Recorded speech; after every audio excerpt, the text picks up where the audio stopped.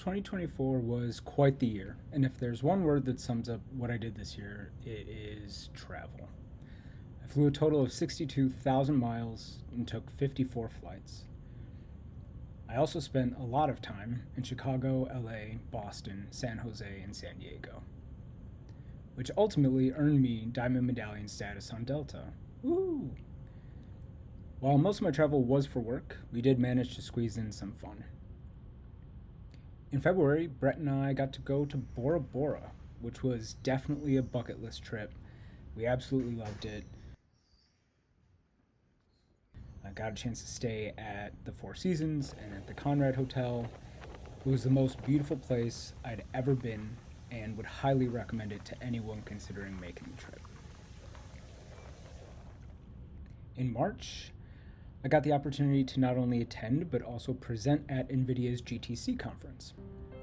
And in April, I turned the big 3-5, and we got to see Matt Hansen in concert at First Ave.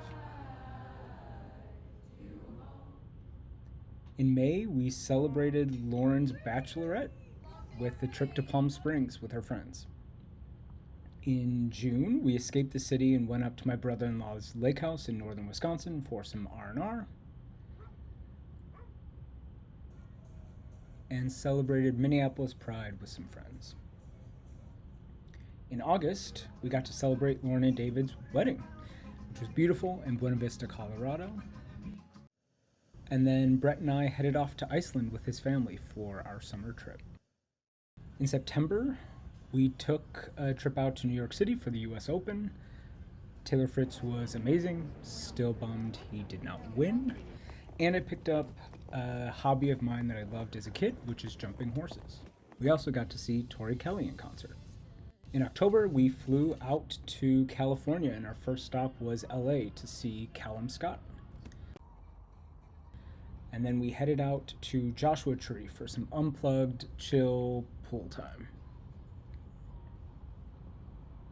In November, my company had its largest show in Chicago called RSNA.